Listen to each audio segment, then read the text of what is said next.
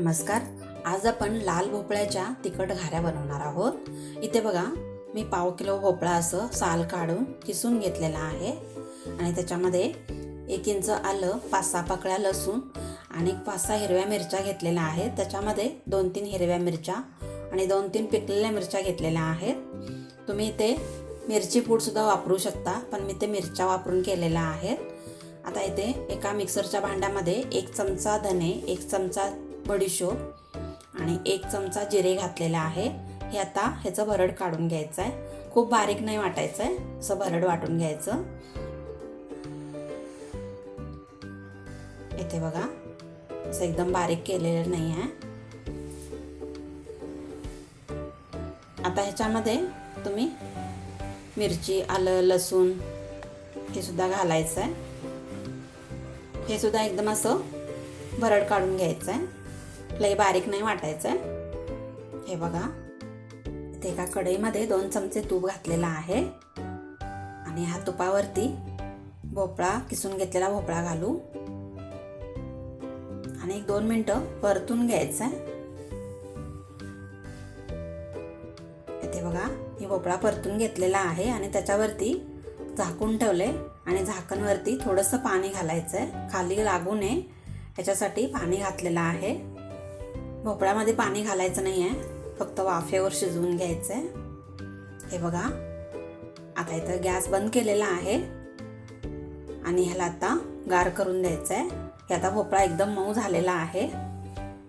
ते बघा, एका बाउलमध्ये काढून घेऊ आणि याला गार होऊ द्यायचं आहे. ते बघा, गार झालेला आहे आणि त्याच्यावरती हा ठेचा घालू.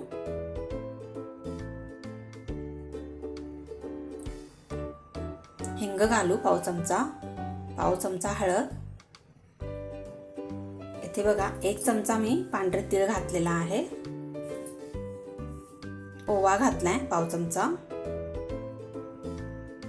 कसुरी मेथी 1 चमचा. चवीपुरतं मीठ घातलेलं आहे.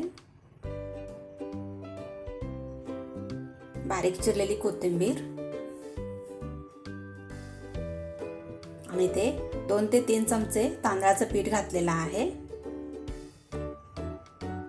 इथे मी तांदळाचं पीठ वापरलेलं आहे. तुम्हाला बाजरीचं पीठ किंवा बेसन पीठ वापरलं तरी चालतं. हे आता मिक्स करून घेऊ. हे सगळे मसाले मिक्स करून झालेला आहे. आता याच्यामध्ये बसेल एवढं गव्हाचं पीठ घालायचं आहे. आधी थोडं घालून घेऊ आणि त्याला पीठ मळून घ्यायचं आहे. इथे बघा, अजून थोडंसं पीठ लागतं.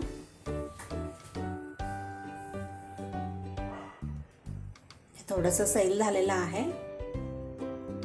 इथे मी सगळं पीठ घातलेलं आहे. जेवढं बसतंय ह्या पिठामध्ये तेवढं ते पीठ घालायचं आहे. इथे मी घट्टसर असं पीठ मळून घेतलेलं आहे. आता याला 5 मिनिटं झाकून ठेवू. इथे 5 मिनिटं झालेले आहे आणि थोडं मळून घेऊ. याचे आता गोळे करून घ्यायचे.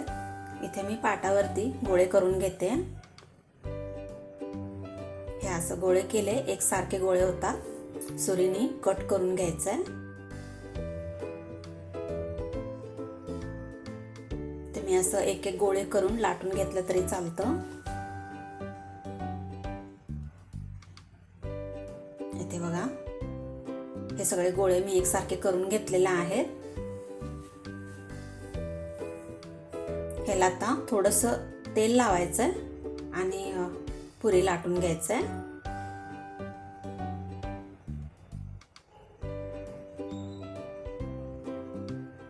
आपण पुरी लाटतो त्या पद्धतीने अशा पुऱ्या लाटून घ्यायच्या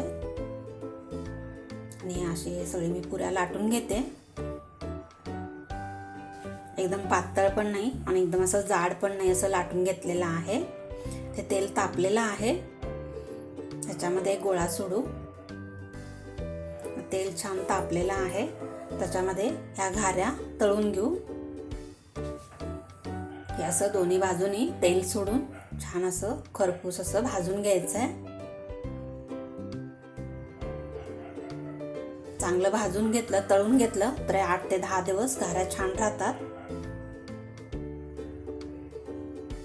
हे बघा, ह्या घाऱ्या तळलेल्या आहेत.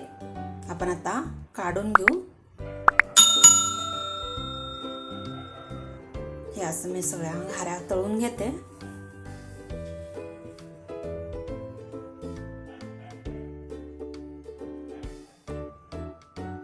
तुम्ही पण करून बघा. जर माझी व्हिडिओ आवडली तर लाईक, शेअर, सबस्क्राईब करायला विसरू नका. एकदम असे खुसखुशीत आणि खमंग झालेले आहेत भोपळ्याचे घारगे. आणि हे तिखट केलेले आहेत.